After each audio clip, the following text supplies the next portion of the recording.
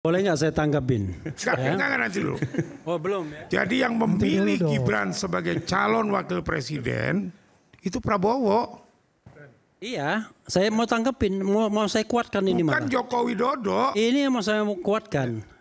Jadi ya, saya sudah sampaikan, saya pernah ngomong langsung sama Prabowo, Pak, Bapak mau nyalon sebagai presiden nggak? Nggak ada gunanya. Kalau tidak didukung Jokowi ngabisin duit aja.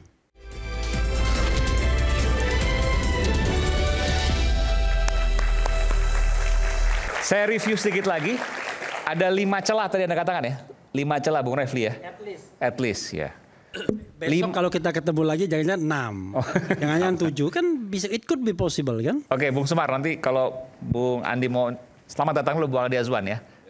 Dari pendukung Pak Jokowi. Silakan Bung Semar. Terima kasih Bung Aiman.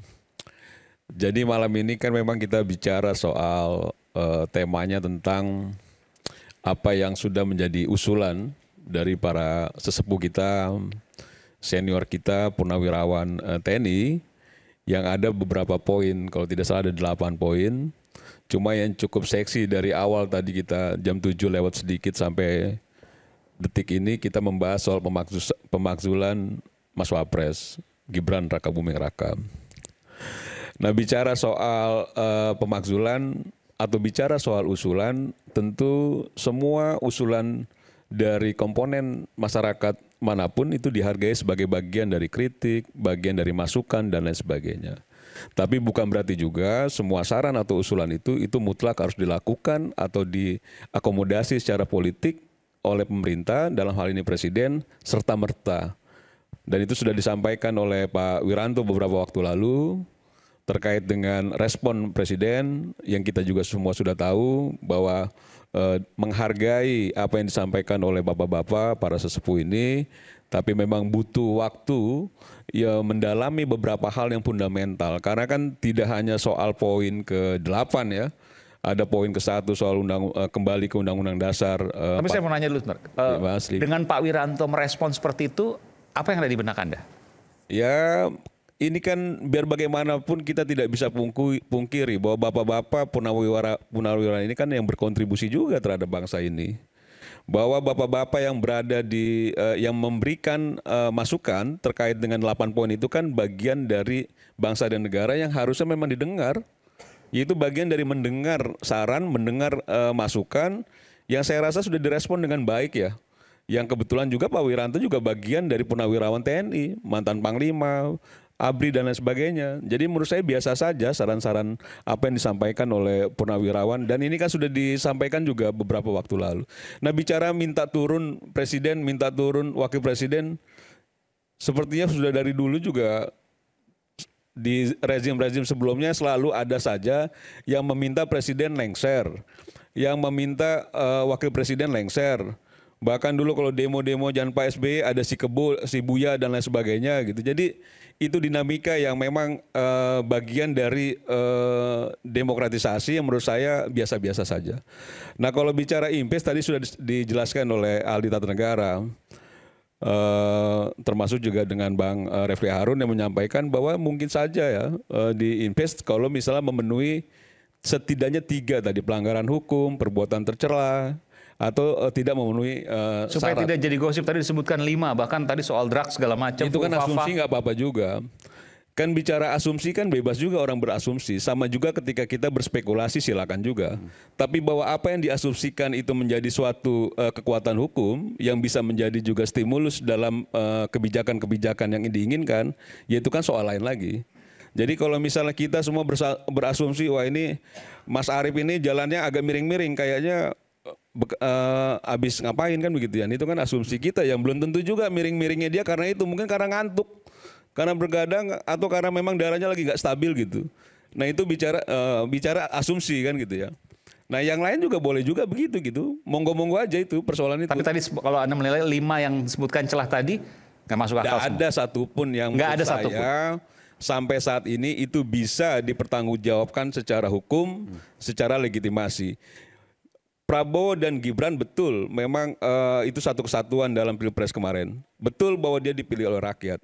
Terus ketika bicara soal ukuran-ukuran, bagaimana kita tadi disampaikan ukuran yang dinilai oleh publik terhadap Gibran misalnya, ketika dia mencalonkan diri dengan banyak dinamika yang akhirnya diputus secara konstitusional melalui MK dan lain sebagainya, melalui juga lembaga pemilihan umum dan lain sebagainya, dan itu sudah tuntas semua, menurut saya selesai sudah di situ.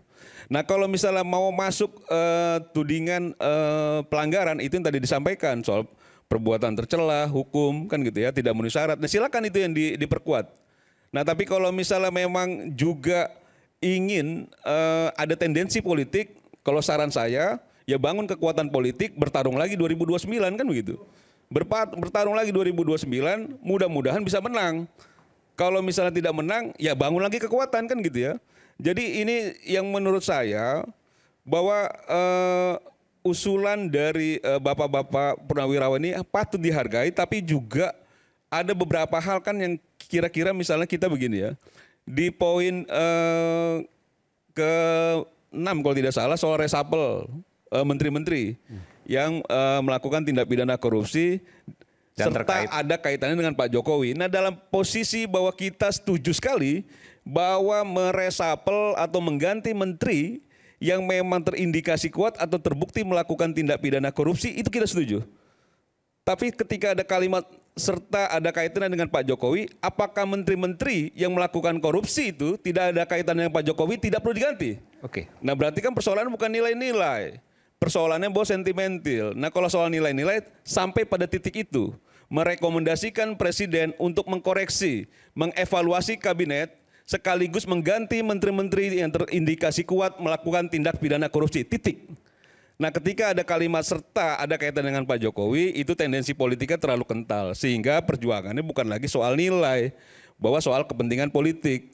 Nah soal kepentingan politik yang mendasari itu kan macam-macam ya. Karena memang di kelompok ini, bapak-bapak purnawirawan, Bang Said Didu dan lain sebagainya tentu juga punya pemikiran-pemikiran dan perspektif yang macam-macam. Yang kita juga tidak bisa juga mengklaim pemikiran Bang Said Didu itu sama juga dengan pemikiran bapak-bapak di purnawirawan, itu tidak juga.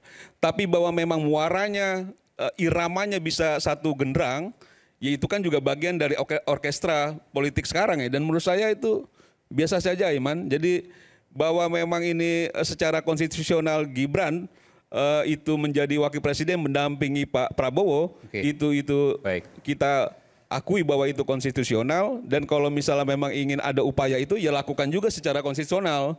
Jangan juga akhirnya melakukan cara-cara inkonstitusional yang itu mencederai bapak-bapak yang sangat-sangat kita hormati. Kan saya rasa itu. Tapi bisa aku tambahin ya. Sedikit. Jadi begini, kalau yang dibilang... Kalau jadi begini panjang nih kan? Ya enggak sebentar. Yang dibilang Bung Refli tentang Gibran, saya jamin 1.000.000% nggak ada. Yang 5 tadi? Ada. Celahnya nggak ada? 1.000.000%, oke. Karena saya tahu siapa itu Prabowo. Oke. Bagaimana Prabowo memilih Gibran, saya tahu. Yang meminta Gibran menjadi wapres itu adalah Prabowo. Jadi kalau maksudnya Bung Arief, Pak Prabowo selalu mengecek siapa partnernya. Gini, kalau ada mental ideologi lah kurang lebih begitu ya. Boleh nggak saya tanggapin? Enggak nanti dulu. Oh belum ya. Jadi yang memilih Gibran sebagai calon wakil presiden itu Prabowo. Iya, saya mau tanggapin, mau saya kuatkan ini malah. Bukan Joko Widodo. Ini yang mau saya kuatkan. Jadi ya, saya sudah sampaikan, saya pernah ngomong langsung sama Prabowo, Pak, Bapak mau nyalon sebagai presiden nggak? Nggak ada gunanya. Kalau tidak didukung Jokowi ngabisin duit aja. Itu yang dia katakan. Jadi kita nih harus paham juga. Jangan kemudian pura-pura, wah saya tahu betul yang minta ini. Seolah-olah mintanya itu, wah ini maaf kata, ini orang yang berkualitas. Ini mohon maaf ya. Jangan pegang dulu mic-nya. Langsung dia. Seorang berkualitas yang akan menjadi pemimpin masa depan bangsa hebat. No way bro. Kita pahamlah di Indonesia ini. Kalau Anda tidak memiliki yang namanya satu, kekuatan finansial, financial resources. Kedua, Anda tidak menguasai state facilities, fasilitas negara. Anda tidak punya yang namanya state apparatus. Nggak akan menang dalam pemilu, apalagi pilpres. Ini saya mau memperkuat sebentar dulu ini. Dong. Makanya saya katakan, kalau nanti Pak Prabowo mau nyalon di 2029, saya sarankan nggak usah pemilu, nggak usah pilpres. Kalau arrangement pemilunya masih saat ini, udahlah kita tahu semua itu. Jangan pura-pura nggak tahu. Ini bapak-bapak purnawirawan ini paham tuh terhadap junior-juniornya seperti apa. Ya kan? Jadi begini. Karena itu, sebentar dulu bro. Iya kan? Karena itu sebenarnya ada tugas berat kita ke depan. Bagaimana membuat demokrasi Republik Indonesia ini bagus dan normal. Serta tidak ada money politics. Tidak ada penggunaan kekuatan state aparatus. Tidak ada yang namanya penggunaan state facilities untuk memenangkan. Dan tidak ada juga ancaman kriminalisasi. Udahlah kita tahu semua. Daerah-daerah yang bakal kalah dan lain sebagainya. Itu dimobilisasi, ada yang dipanggil dan lain sebagainya. Cuman masalahnya adalah kita kan tidak mau mengevaluasi itu secara total. Padahal saya katakan, ini Pak Prabowo, this is the time, ya, your time untuk memperbaiki Indonesia. Cuma memang dia bisa memperbaiki Indonesia secara kafa kalau dia tidak punya ambisi untuk the second term of office. Kalau dia mau nyalon lagi, maka governance berpemilu itu tidak akan pernah dia perbaiki. Karena itulah jaminan kemenangan. Tetapi kalau seandainya kita a fair competition, betul-betul kompetisi yang sehat, tidak ada money politics dan lain sebagainya, maka Indonesia ini jauh lebih cerah. Jauh lebih siapapun yang menang akan membahagiakan. Tapi kalau pemilunya seperti yang kita tahu yang sudah-sudah, udahlah. Maka kemudian dalam konteks ini wajar.